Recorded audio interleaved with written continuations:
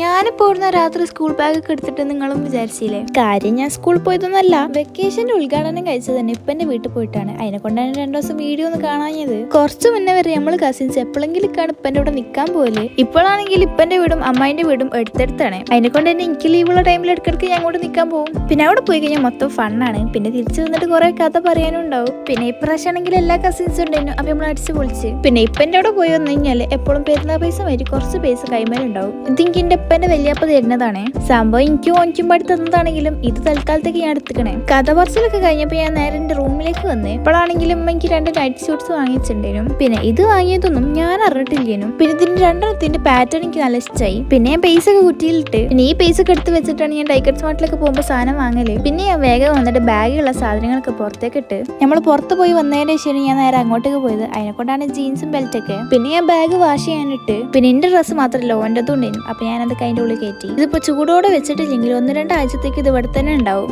അത് കഴിഞ്ഞപ്പോഴാണ് നമ്മ ബെൽപ്പൊന്ന് തുറന്നു വെക്കുന്നു പറഞ്ഞത്. അപ്പോഴാണെങ്കിൽ അതിന്റെ ഉള്ളിൽ ഡയമണ്ട് പെയിന്റിംഗ് കിറ്റും അതേമാതിരി 3 നോട്ട്ബുക്സും ഉണ്ടായിരുന്നു. ഇത് കഴിഞ്ഞിട്ടാണ് ഞാൻ അവിടെ ബ്രഷ് പെൻ ഉള്ളത് ശ്രദ്ധിച്ചത്. പിന്നെ ഞാൻ ഫസ്റ്റ് തന്നെ അതൊക്കെ നോക്കാൻ വിചാരിച്ച് എന്റെ അടുത്ത് ബ്രഷ് പെൻ 6 സെറ്റിന്റെ ഉള്ളത് പെൻസിൽ കളേഴ്സ് ഞാൻ ആദ്യമായിട്ടാണ് വാങ്ങുന്നത്. പിന്നെ ഈ ഒരു സാധനം ഞാൻ കുറെ തപ്പണ്. ഇപ്പൊ വെക്കേഷൻ ടൈമൊക്കെ അല്ലേ, അപ്പൊ ഇന്ന് ചെയ്യാലോ. പിന്നെ ഈ 3 നോട്ട്ബുക്സും റിവിഷൻ ചെയ്യാൻ വേണ്ടിട്ട് വാങ്ങിയതാണ്. പിന്നെ എന്റെ അമ്മ എങ്ങനെ വെച്ച് കഴിഞ്ഞാല് എന്തെങ്കിലും ഗിഫ്റ്റ് ഒക്കെ ഉണ്ടെങ്കിൽ അത് ഒളിപ്പിച്ച് വെച്ചിട്ട് എന്നോട് തന്നെ തപ്പാൻ പറയലാണ്. പിന്നെ ഞാൻ ഈ ഡ്രസ്സ് കിട്ടുമൊക്കെ വിചാരിച്ച്. പിന്നെ ഈ വൈറ്റ് ഡ്രസ്സ് എനിക്ക് ഭയങ്കര ഇഷ്ടമായി. ഒരു പിൻട്രസ്റ്റ് ലുക്കൊക്കെ ഉണ്ട്. പിന്നെ വരുന്നത് ഒരു ആനിമൽ പ്രിന്റ് ആയിട്ടതാണ്. അപ്പം വീഡിയോ ഇഷ്ടപ്പെട്ടിട്ടുണ്ടെങ്കിൽ സബ്സ്ക്രൈബും ലൈക്കും കമന്റും മറക്കണ്ട.